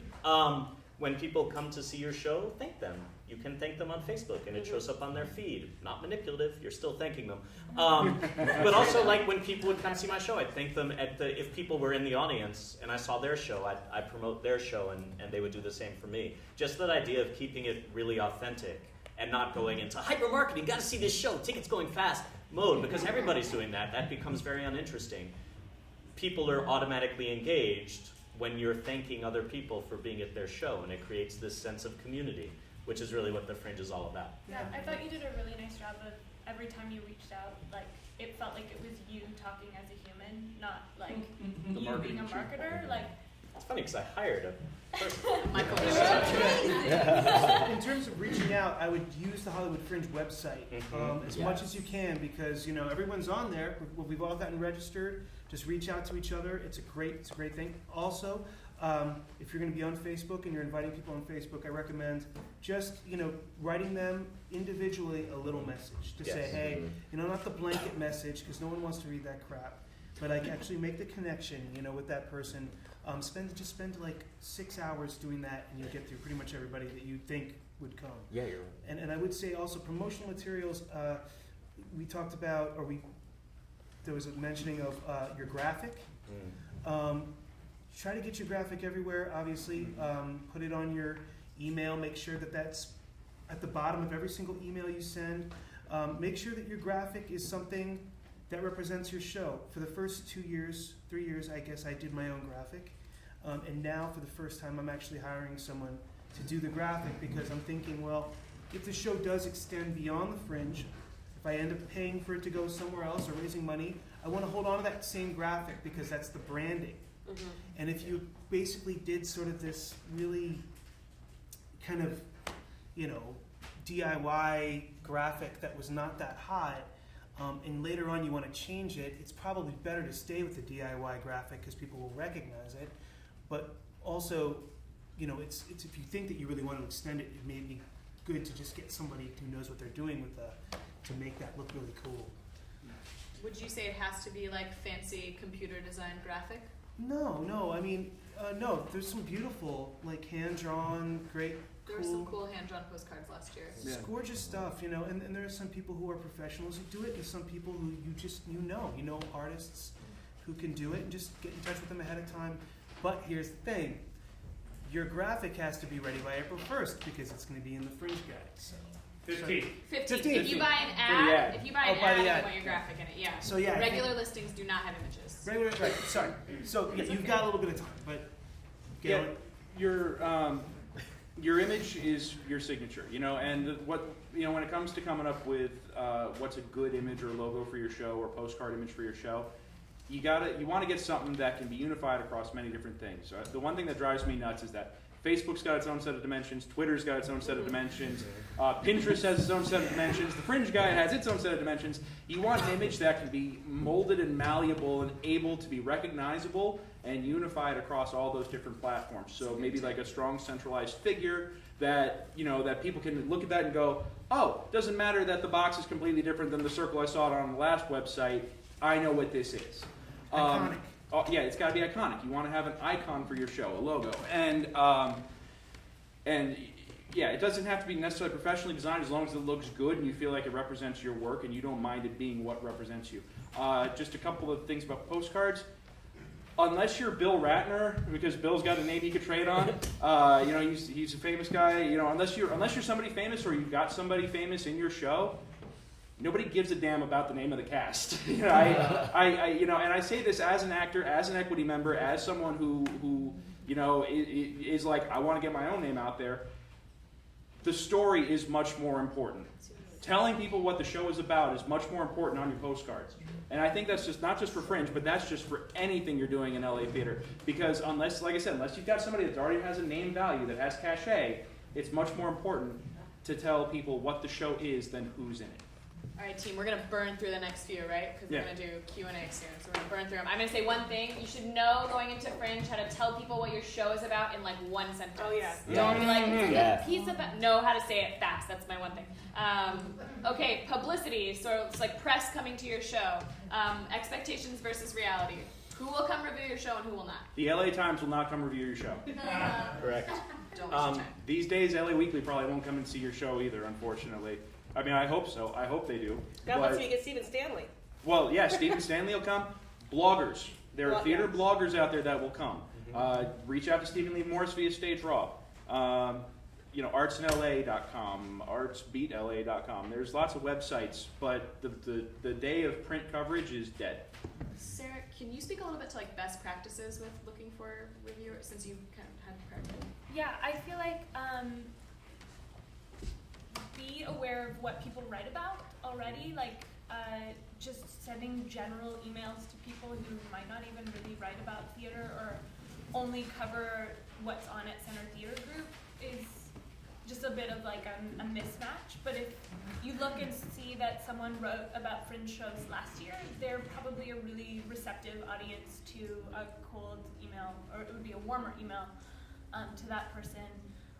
When you're reaching out, I feel like the most important thing is to tell why you're doing this show and why this story is important. What it's about is not as important as why you're doing this. I think people really respond to like stories that have meaning to you personally and how you can express that. And I don't know, I just got the best response from those kinds of communications. I had sent an email to LA Weekly, and my wife had told me to do it at the time. I just saw she was like, send an email to them so they know what's going on, so they know your show's kind of happening, and tell them about your company. And I sent it off, you know, for my first show, and then I hired I'm not going to mention the person, but I hired a person to kind of be my publicity person. And I always assumed that person had gotten me that the LA Weekly had come to my show because of that. I'd spent that extra $400 or whatever that was. But as it turned out, it was just the email I sent and making that personal connection. So Are we good? And I just kind of want to just throw this out there as almost a question to you to think about. Do you want press? And I know you're like, yes. No. Do you really want press yet? That's the question for like all of my shows. I'm like, I used to be like, yeah, give me that press. And then I was like, this show is nowhere near as good as it is by the time it's extension. Or by the time, you know, I really I put it up, or if it goes on somewhere. It's a workshop for me, you know, it's trying stuff out. So if you want the press just to see your name in print, you know, then good, God bless you. I'm sure you could probably do great. But think about too, if your material is solid, if you guys know it's solid, if you're like, we can do this, we can blow away Stephen Lee Morris, he's sitting right there, and we're going to give him 100%, you know, then go for it. But if you need some time to work it. My first preview, in the front row, I had a critic, and it was horrible. I mean, he was drunk and liked the show, but like it was like 11 in the morning on a Sunday, and I was like, what the hell is he doing here? We miss you, Bob. I know, we miss you so Yeah, much. miss you, Bob. We love you. Love you. He's amazing. Good luck in Missoula. He did. It was Bob Leggett. I'll say it. He's amazing, but he was on my show at the first preview, and I went up to him afterwards. I'm like, that was a preview. The sound was barely plugged in. For press, I just interesting. I actually didn't want press for the show, but I wrote a press release and they came anyway. So I did zero outreach and they still came. Not the usual experience. Not the usual experience, but it can happen. And so the experience I had was I actually didn't have press tickets that I'd held. So first time producer mistake. If you want press, make sure they will not call you until sometimes the day of the show. Usually like a couple hours. A couple hours. Make sure you have a couple tickets And press ready kits. for them. Ready. And press kits. Yeah. Also know your show. I got a lot of. I was gifted and honored to have a relationship with a Los Angeles females playwright. Oh my gosh. I know. Let's talk about it, right? The FBI? Yeah. Yeah, Jenny Webb reviewed my show, put it on Bitter Lemons, and that was the biggest, besides Bob, the biggest review I got. And they were incredibly supportive of me. So know your show. If you have a gay themes in your show, God bless, use it and get the gay bloggers there. It's like there's West Hollywood, there's Frontiers, there's whatever. If you're a female, there are female bloggers, Miss Magazine or whatever, that will come see your show. If you have, but also reach out to your network. You might know someone at LAist. I have no idea. Maybe you do. And if you do, can you hook me up with that person? GLAAD, GLAAD, they will be listing Fringe shows actually on their theater page that deal with. And they come. Yeah, Yeah, and they they will come. come and see your show, and that will be in your participant packet. I'm changing the topic. And just don't worry about think about the themes of your show, like what these guys are saying. A good friend of mine produced Divorce the musical, not at the Fringe Festival, but he's a commercial producer who produced it here in LA, and he contacted law journals. And seriously, Divorce the musical got a write-up in a law journal, and and sold out the houses. It's think about outside the box. This is not just about marketing. There's an argument going on right now that LA theater is too insular, that it's too much inside baseball, that we're all within one fish tank and we're all swimming around sharing the same $20 bill. I think after producing this town for as long as I have, I think there's a certain amount of truth to that. So, as producers, our goal shouldn't just be to market to each other and get each other to our shows, but to bring in audiences from outside as well. So finding ways to link to non-traditional ways, to non-traditional, non-theatrical marketing, and like I said, law journals for Divorce the Musical. Find something that works for your show in that vein, and reach out to them, because they'll go, oh my gosh, somebody wrote a play about my life in tech support. Okay, and you go to a tech blog, and suddenly you might get Gizmodo covering you. Or who knows? If you got a good review from somebody too. Sorry. If you got a good review from somebody, pursue that critic. Maybe they'd be interested in see the next thing that you did. You know what I'm saying? A lot of you guys have done tons of theater here already, and it's just contacting, finding out what that good review was that you had, and pursuing that person with just a personal email. I had to tell LA Weekly, where I was dying to get them to come to my show for years. I'm sorry. I'm almost done. You're not sorry. I'm sorry. I had to sit down, and the woman came from LA Weekly, and I knew that the show, we'd never run it before, and I was like, I begged her in the lobby. I said, please don't see this show tonight. Please. And she was like, well, I'm not sure if I can come back. And I said, well, I understand that, and I almost have to risk that because I know you're busy, so make the call for yourself. What's good for your show? No press is better than bad press. One sentence. One sentence. This is my last thing, and then we're going to take questions. In one sentence, like 5 words or less, in one sentence, your best tip for time management in these crucial weeks leading up to June. You don't have one, all right? Go ahead. Make a list and stick to it.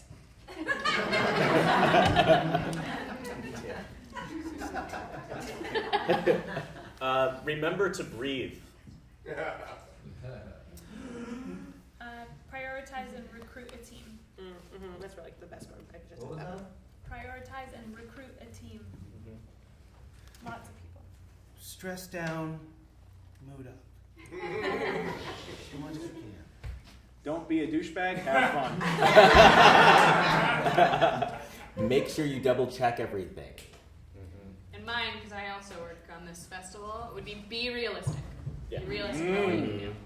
And it's time for questions. So please raise your hand if you have one. I will call on you. Feel free to introduce yourself when I do so. And I know I promised green t-shirt. You could go first. Name and Stand show. up. Stand, announce. Quick question. Just you guys, I think everyone mentioned one thing or multiple things for marketing. If you were to do one, which one thing would you do for marketing? Fringe site. First of all, we have to say your name and you say Oh, what show you're my name's Kenneth. I'm with our company's Portable Currency, and we're working on a play, the telenovela Wives of Pancho Villa, which That sounds awesome. yeah, it's super fun. And which is in the style of a telenovela about the wives, the creation of the wives of Pancho Villa and how they relate to each other. Okay, what would you do? You can only do one marketing thing. I would send personal emails to people personally inviting them to your show. I spend the time like 10 to 20 people a day or 5, whatever's realistic for you, and reach out personally to people. If that's the only thing you do, I think that you will get an audience that way. I would personalize that even more and say, make friends in the Fringe community and talk about your show. That's it. You're doing it right now, and just continue to hang out at Fringe Central and talk to people. That's the biggest, I think, for me, thing. It's the scariest too. Yeah, it's cool. I have 2 questions. Okay, all right. The third go really fast. Introduce yourself first. I'm sorry. That's I'm okay. Sandy Manson, company San Michelle, and the production is 21st Century Maryland. I have a question for Chris about the impressions, because I placed my ads both for the program and for the website, and I bought impressions for $12, and now they're gone, and I have to fill them. So I think I did it too soon. Should I wait a few weeks before I do refill it? Okay. Yes. I think I would, you can see how fast they go, and they go fast. Yeah. If you are buying impressions, I think it's better to spend the money by the 7,500 impressions, the bigger. If you get the one for 75, it's 100 and, what is it, 115? Is it really? No, well, Oh, God. Okay, Well, well, That's a lot. no. what I've noticed is when it comes to impressions, we'd run online ads. This was like 2-3 years ago when I was monitoring this stuff personally. I found that if we spent about $150, got 2 of the $75 packages, that lasted us through the month of June. That's what I noticed now. That varies based on web traffic. And you and did it also, it now, or when did you? no, I started running them right at the beginning of the festival, and and like I said, I had to refill it once, so 2 $75 packages. But this was a couple of years ago, and web traffic has only gone up. So how fast your impressions go will be determined by how many hits there are on the website and how many other ads that you're running in rotation with. So your mileage may vary, but like I said, about $150 lasted me the whole month. I So- think Right right now, now, like- 2 weeks before you. I think that 2 weeks before you open is necessary. Whether you Okay. want to go beyond that, 2 weeks before you open, and up till your closing night. Mm-hmm. Okay. And another thing, Gold Star. Have you used Gold Star? I don't No, know. for the Does everyone hear that? It was. Gold- Have you used Gold Star? Which is an online. They give them half-off tickets if you don't know. I'd gotten word from somebody that Gold Star doesn't do Fringe shows anymore. I don't know if that's changed. They're very selective about who they take on and list. If you're an Yeah. existing company that has a relationship with them now, you can list your shows. You're giving away half-price tickets at that point. They that may also, work. if you have a small venue, they also require you to hold, I think it's 20, a certain Yeah. a chunk of your certain number house. per night. Oh. Yeah. And because the ticketing system through Fringe is so versatile, it might not make sense to even think about Gold Star. Okay, Yeah. thank you very much. Hi, my name's Eric. I'm with We Make Movies, and we have our own subset, which is like WMM Fest that we love to produce right near here over at Three Clubs. I'm wondering, for first-time producers, in particular those with micro-sized shows, how do you recommend going about getting a venue that first time when you don't have much of a relationship? And would you recommend, like you were saying, to go to one of those off-row venues for them? Are there venues here? Who's here? Who's a venue? Do you see them? Do you see them? Cool. So you see them. There's one way. They are here. Engage. I mean, they may be all booked up, but I don't know. So that's definitely one way. That's definitely one way. But You go know, ahead. I think for a micro show first time, I think it'd be better to be closer to Fringe, which I said. Yes. Now listen, they're talking about Yes. the show that won Fringe, and it was great. It had been produced before somewhere else, and it had a huge cast. So they have the luxury, I think, to, and I love that show, to do that, and people knew about them already. Right. I also think that going to spaces, a lot of these people, like I think Matt, like there's tours you can take. I think being in the space and feeling it is really important. Take that time. Yeah. Is it a solo show or is it just a? I'm asking on behalf of several other people who Uh-huh. I know who are producing shows. Right. It's not any one particular Well, show. yeah. If this is like your first time fringing, I would stay in the mix as close to everything going on as possible. Absolutely. The Theater of Note is a very well-known theater company, but they rent out their space for the Fringe. It's Off the Beaten Path, a show that did really well. It's actually going to extend Ryan is Lost. Had just 2 people. It's a very intimate show. I saw Bart Grady's? John Grady. John Grady's Little Pussy, which was fantastic, and that was also there. That's a one-person show, Off the Beaten Path. All huge houses. Bud Kopinski was there. I mean, it just, like I said, it depends on everybody who's there forming that relationship. And if I'm going to go see Bud Kopinski, and I find that this hot cat is there, Which right? was also incredible. Which was also incredible. It's like everything that was there was incredible. So just, yeah. It's. I mean, I go meet with the venues. Yeah. That's And find the venues that fit your. Yeah. Find a venue that all the venues are listed on the Fringe site. They've got their profiles up there. Find the ones that you think meet their specs. Email them, call them. The way that I narrowed down my year 1 and year 2, the way I narrowed down venues quickly was who actually called me back and who responded to my emails. There were a couple that didn't, and they lost my business. But persistence, and then make the time, make the appointment, go see it before you do anything. All right, we gotta answer Hey, these Meg, fast. Eddie Strock. For people who are looking for venues, both Monica from the Complex and I running the Asylum, we're going to be around after, and another venue here. Yeah. Do you want to introduce yourself real quick? Yeah, I'm with Studio C Artists. Oh, awesome. We'll be Great. hanging around afterwards and at the Fringe Mixer, and if Also, you don't have a venue, please come on up and talk to us. Okay, I'm gonna go. You, the jacket, yes. You're always wearing a jacket. I'm sorry. We will get to everyone. You gotta answer these. Ernest Kearney, Lean Dog, Mean Dogs Productions. The show is out my window. I just wanted to throw something out, and that is workingauthor.com. 2 years ago, we reviewed 35 Fringe shows. Wow. And last year, because of Broken Bones, we only did 12. But big supporter of the Fringe, big supporter of LA Theater. Rah, rah, rah, rah, workingauthor.com. Good luck to all, each and every one. Hands up. Lady in the glasses, yes. That is how I'm identifying you right now. Sorry. My name is Darla Morosco. I'm producing a play at the 73 Studio. And Nice. it's named Double Play. It's a love story set in front of Yankee Stadium. My Had to question be is, Yankee Stadium? Go Red Sox. Sorry. all right. Let's. How your Orioles doing? Go ahead and ask your question, lovely Sorry. guest. what would you recommend? How many previews should you do? One. We did 2, but we did one in the Fringe, and we did something unconventionally. We did a preview before the Fringe, a pre-preview, just because we wanted to have a head start, and we wanted to try to court media that we knew would be swamped during Fringe. I thought that was effective. It cost us more money because we just gave away. It was a free preview, and it was like not part of the festival. So but it was something just different that we decided to try and see what happened. In the same space? Yeah, same space, same everything. And we had because there wasn't a show right before or right after, we made a little event out of it and had a reception and served some little snacks. Yeah, wine 'em and dine 'em. All right, I'm sorry. Go on.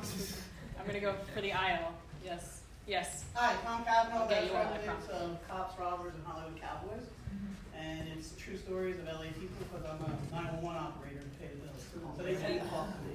Awesome. So my question for the panel is, and June 5th, free preview will be at the complex because Monica is the bomb and is the only one to call me back and talk sense.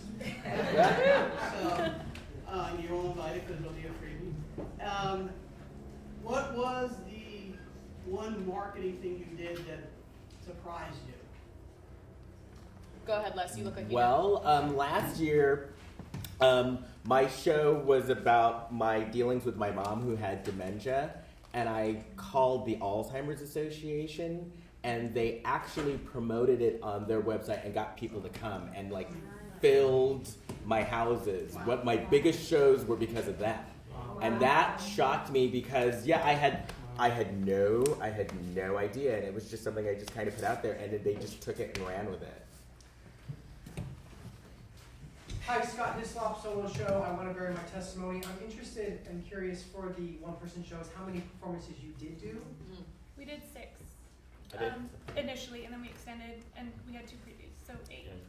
I did the same. Well, I did 4 and then 4, and now I'm doing 5. 1 preview and 4 performances. Yeah, I did.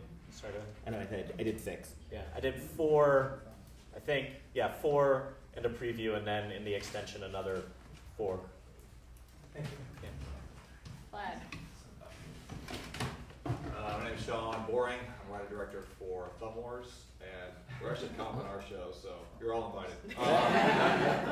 My question is, you're talking about alliances with like other people within your theater. Like, is there a streamlined way of finding out like what other shows you have in advance? Like, how does that whole process? On the venue page.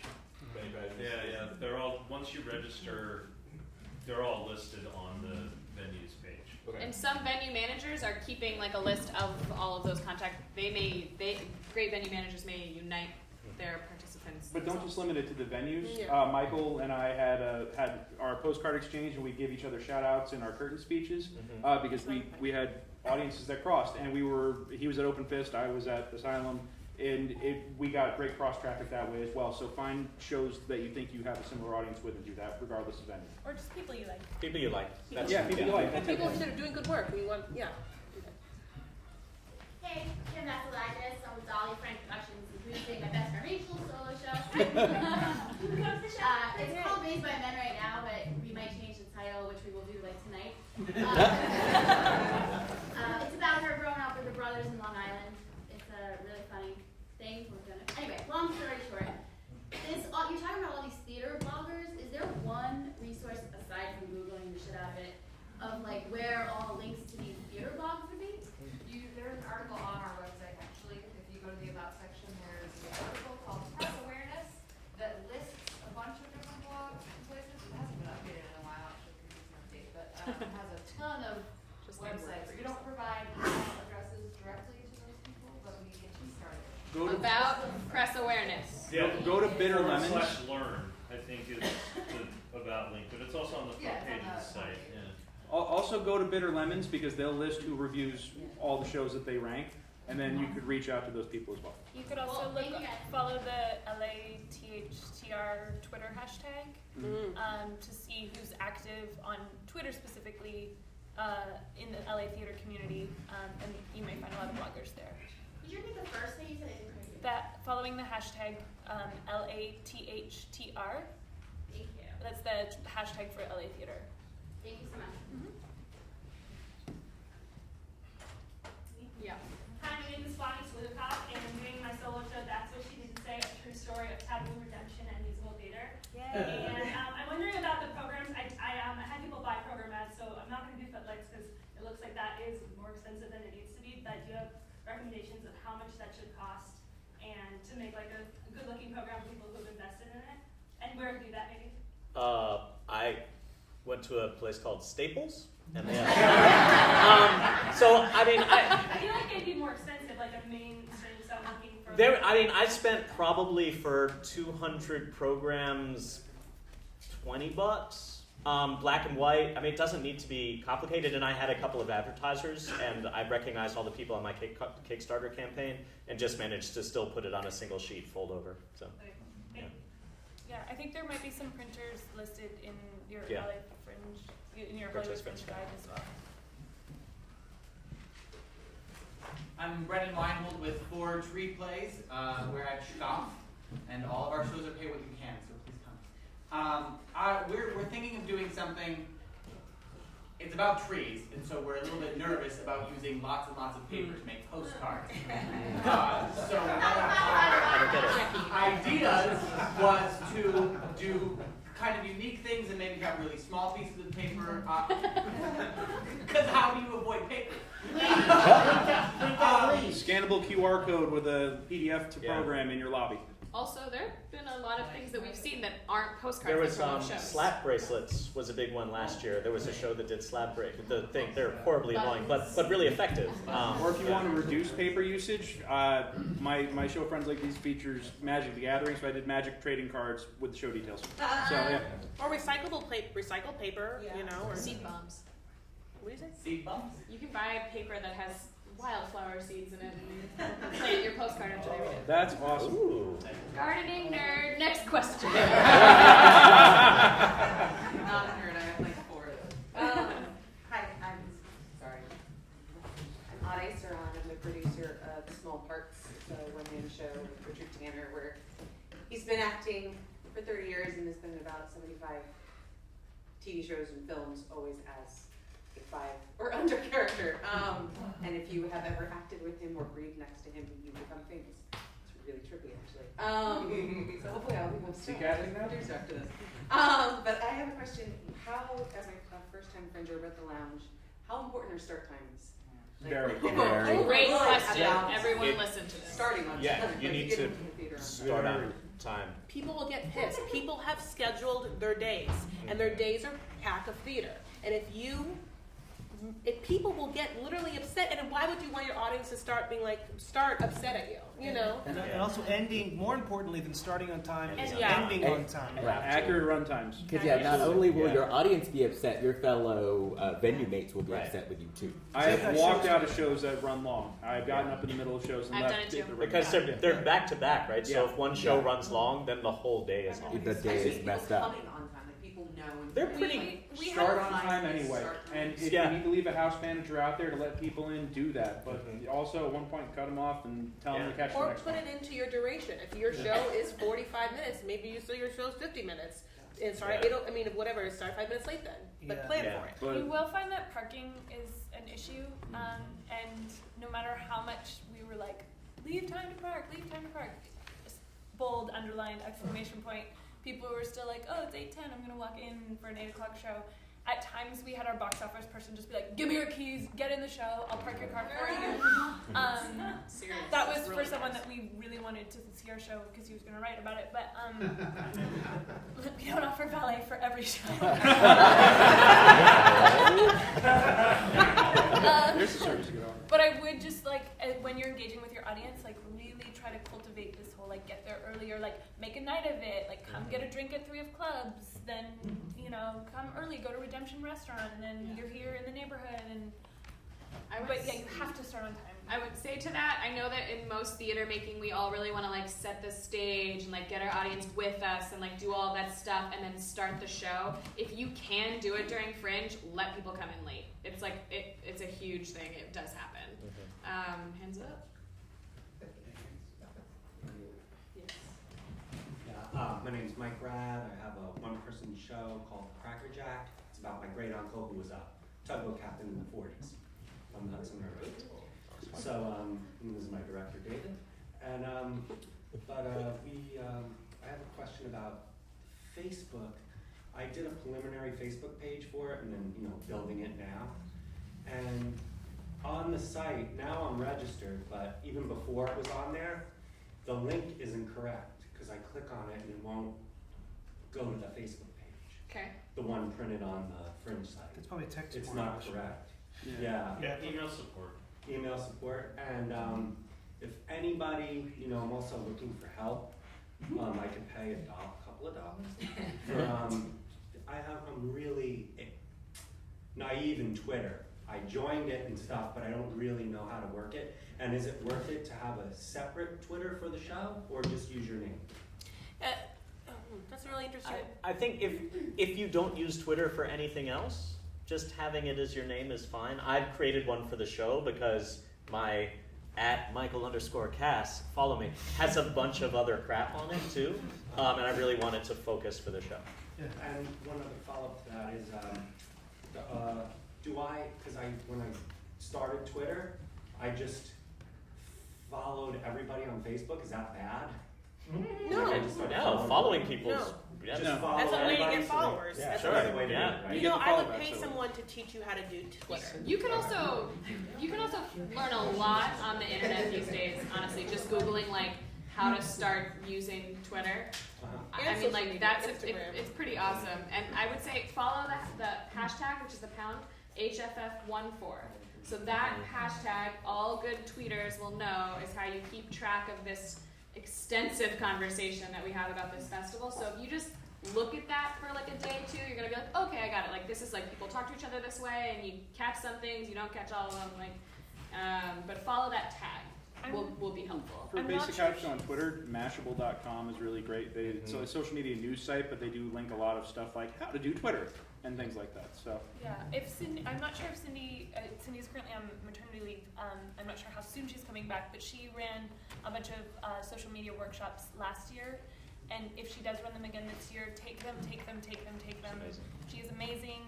Cindy Marie Jenkins at Cindy Marie J is her Twitter, or Cindy Marie J at Outreach Nerd. She also has one called at Outreach Nerd. At Outreach Nerd is another Twitter handle. If she is running these workshops, I encourage you to take them. She offers discounts for fringers and really gets Cindy the Marie Jenkins. She is planning on doing it. She is That's awesome. Yeah, she's amazing. she's Hands an up. absolute social media ninja.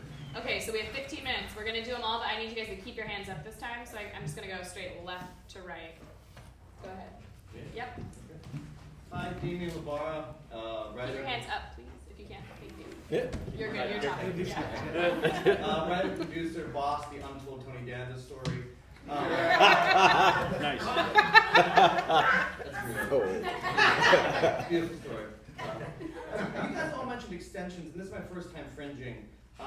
So I don't know much about extension or how you do that, if that's something that you did yourself, or if that's something you did through a theater, and just how that comes into being. I'm going to put him on the spot, but the gentleman behind you, Matt Quinn.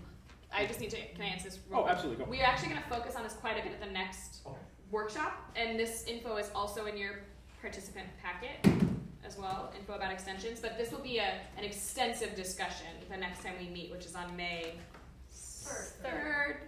May 3rd.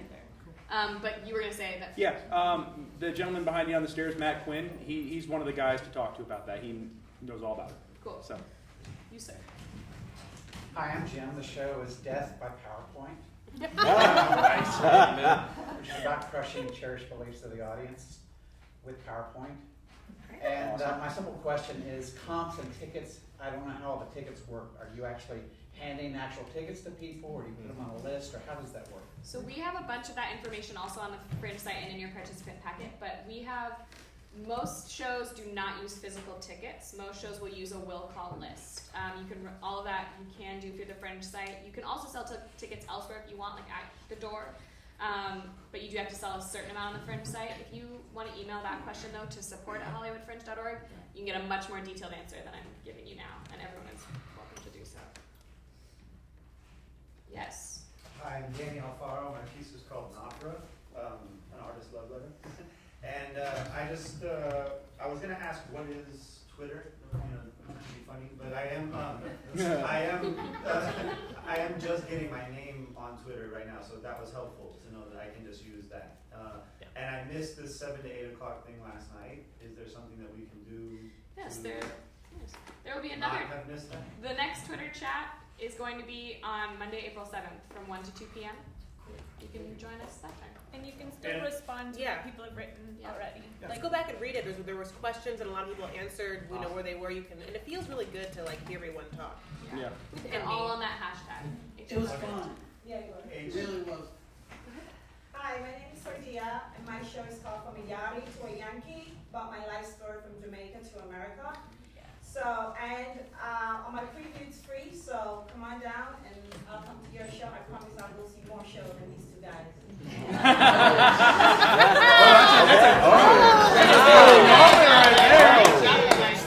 I know. For the guy on Twitter, I need an extra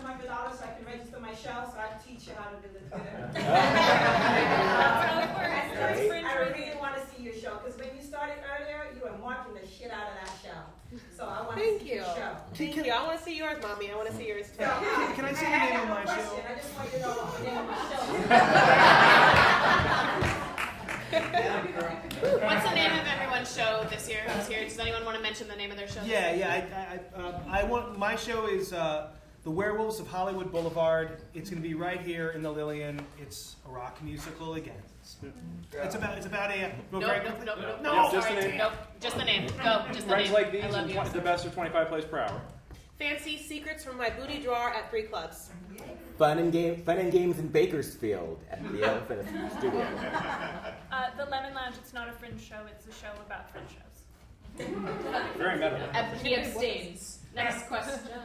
Yes. My name is Kim Henderson. I'm producing a show called A Prayer for the Infidel. It's an ensemble play. It's going to be here at the Elephant about revolutionaries in Ashbury in the 60s. And we're actually doing a production kind of on a bigger venue in the middle of May. Do you guys have any thoughts or any advice on how to kind of simplify something of that?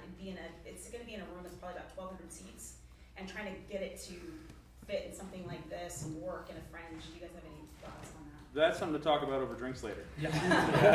That's big. Yeah, That's so a specific that you might want to talk to someone like this and really get to your answers. What you know. yeah. That's a big. Thank you. Hey, Listrada Mubarak. I'm with Consider the Night, taking 20th century voices into nowadays. Anyways, wanted to ask real quick about if you guys have any project management apps or anything like that that helped you guys kind of produce along the way in the final week? Google Docs. All of our Yeah. team used Google Docs.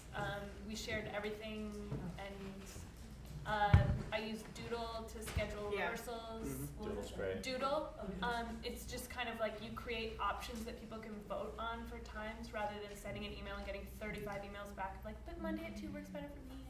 And you just set it up, and it's like you vote when you can schedule things. Ben is dying that he's not here to answer this All question. of our guys are on Facebook, so we have a Facebook group for the production team and for the cast. I recommend Remember the Milk as a task management app. Good. Oh, yes. Remember that. Google also has one now called Google Keep, which is good, and you can have shared calendars and things on there as well. Hands up. Yep. I'm Kara Morgan, producing a show called An Opera Sitcom, which is a high school drama sung in Italian with English super titles. And I understand about Twitter that you want to create content that people will be interested in, and I'm just curious if any of you have ideas of fun marketing content you can put on Twitter that people will engage in and also, help. I would say just bring people into your process. Like everything that you do, share about it. Pixar didn't happen. Yeah. I have Seriously. people. My set is buckets, and I just asked people to choose the color of the buckets and went to buy those. So yeah, what Sarah was saying. Fun hashtags. I like fun hashtags. Mine is a little easy because mine is a character, so I talk in her voice. She's Southern, and so it's a bunch of Southern stuff. But I mean, just knowing your show and seeing like if it's a character, you can talk in the character. I've heard of people tweeting their entire script line by line. Yeah. Show did I that don't know year who one did that. really well. Yeah, they wrote it year one. That was Valentino. Yeah. Valentino did that. Facebook is where I tend to put all the, hey, look at my content, like blog posts and stuff like that. Of course, you'll link it on Twitter. But Twitter to me is like being at a crowded party. Have a conversation with people. Yeah. And just engage and have a conversation. Talk about their shows, tell them about yours. That's what Twitter's for.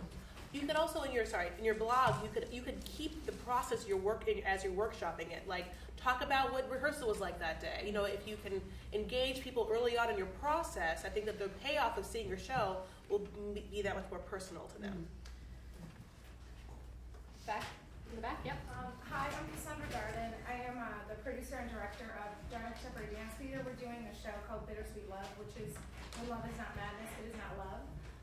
It is basically every aspect of love. It's adultery, it's same-sex love, it's your first kiss, it's a one-night stand, but it is a dance show. So I guess my question is, we do have a built-in audience for Bittersweet Love. It's been around since 2009. We're revamping it 2 years later after 2012. But it is a dance show, and I'm trying to bring it to Fringe as something different. I know Fringe is fringy, but this is a little different because it's not really a theater piece. It is a storytelling within the show, but I guess I just want advice on marketing. There was a dance show last year. Yeah. Lemon Boots, right? Tons of physical there's theaters. there's a ton of You'll be fine. Also, Yeah. who here has done Fringe Cabaret?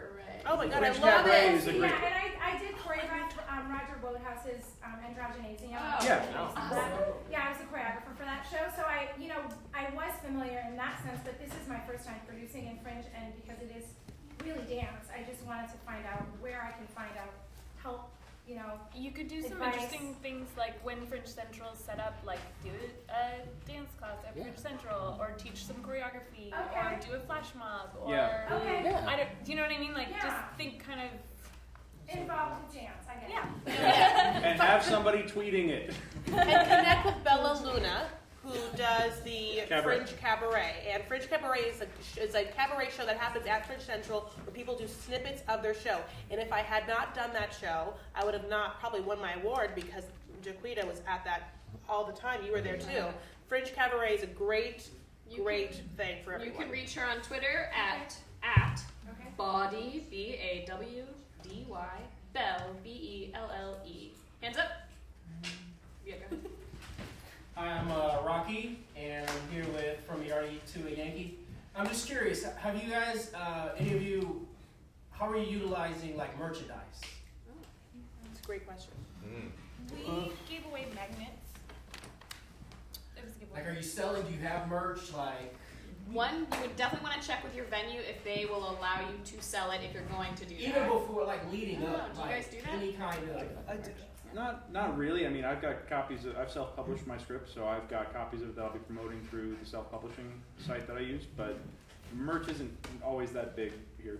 I would love from my to. experience. I would love to someday. It's something that I want to do so badly. It's like whether that's just something where funds come in to have the graphics and actually do that as opposed to spend the money. Even for like marketing. shirts or something like to try to supplement.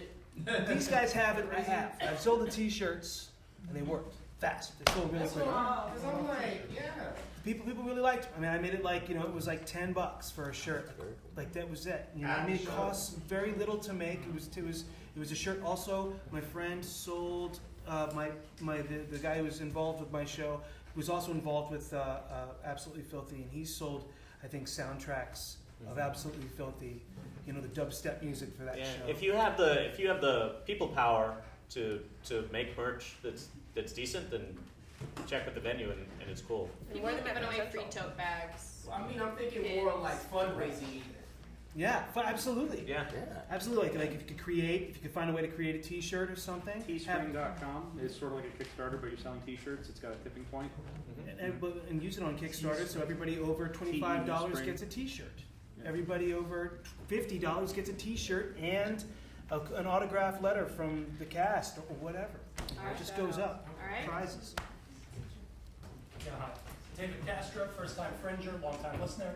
I'm a writer, and I guess I'm the producer. I wrote a show for an actor friend of mine, one-person show, 10 characters called Man's Dominion. In 1916, the good people of Irwin, Tennessee lynched an elephant. And it's an astounding story. I live in Asheville part of the year.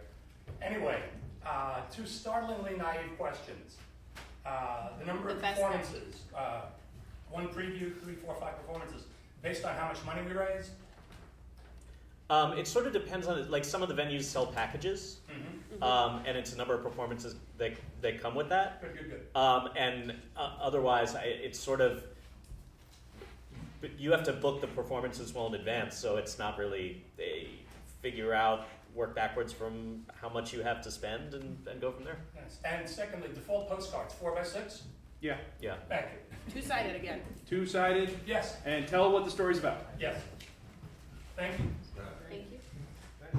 Alan Kaplan, I'm producing a play called The Flyover State at the fabulous Stephanie Fury Theater. And it's about a fellow who lives in Los Angeles, but he's adopted. He came from Arkansas. He goes back to visit his birth family and everything that ensues. You could imagine. Trailer is part of what happened. Anyway, my question, first of all, you keep talking about Fringe Central. I'm interested, are we in the area where people will walk or not? Now, where is this Fringe Central? It's a great question. Great right question, here. So last year, and for years before that, it was at where the paint store is now, and it was a beautiful big warehouse, and it was a bar that was always open during Fringe hours, and you would go there and have drinks. That's our Fringe Cabaret. Little slice of heaven. It was amazing. It was, no It's joke. now a paint store. Technically, it was called Fringe Grand Central Station. Yeah. It's true. Fringe Central Station. Yeah. Sorry, I'm a nightmare. So that's, So we're going to no. That's a form. That was the former location of the social space, formerly known as Fringe Central Station. We have not yet announced where it will be this year. We so do there's not no way to know whether have we're announced. in walking distance. What they mean by Fringe Central, actually, yeah. Go ahead and explain. Sorry. Okay. So there's. It's my fault, guys. I fucked up. It's Grand Central Station is what I should have said. But we are in Fringe Central right now. Complex here, lounge, and I'm open. It's not there anymore. They're not there anymore. But this is Fringe Central. We are in it. So as long as you don't have to drive away from where we are now, it's good, right? Well, we're a 15-minute walk from this spot right That here. is a lovely. That's good. That Stumble works. distance. Yeah. I mean, every venue in the Fringe zone is within a mile, so it's all a pretty good zone. But when they are speaking of Fringe Central area, they mean this. It's like the theater row kind of area. Because I took on this production job, but I didn't think I'd have to actually carry people to the venue. So Should be. it's a weird two-way Okay, move. we got to the last question tonight, and it is these two. So, please go ahead. Hi, I'm Mikey McHugh. I'm a first-time writer, director, and unfortunately producing myself. The Golden Ball, it's an amalgamation of fairy tales and myths from around the world. It's magic, dragons, talking animals, blah, blah, blah. So, I have a 2-act play. And so it's kind of like a two-pronged question. 2-act play, is that problematic? Can I get people to sit through a second act? B, how important is it to sprinkle your performances throughout the Fringe?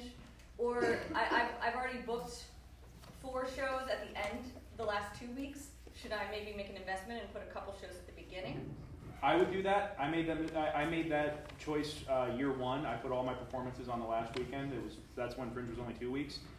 It was incredibly hard for me to get any buzz going because my performances were all on top of each other. I would do 1 or 2 early on to get the buzz going.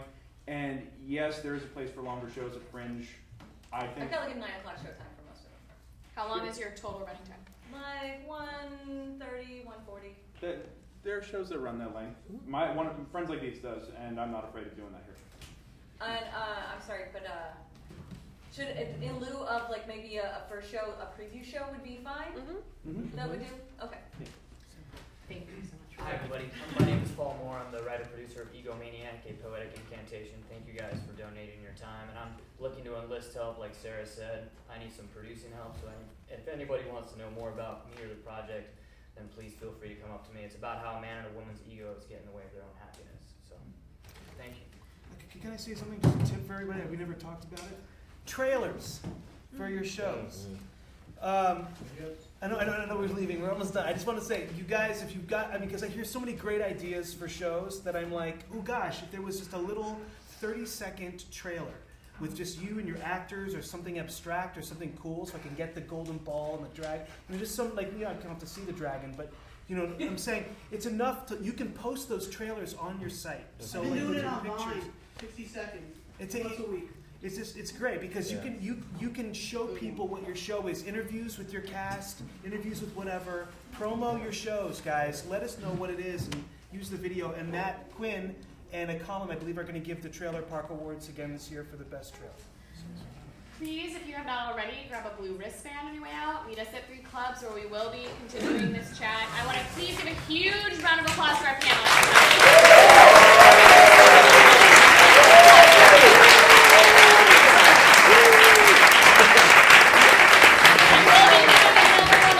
There will be another workshop covering different topics on May 3rd. We hope to see you there and across the street. Thank you all.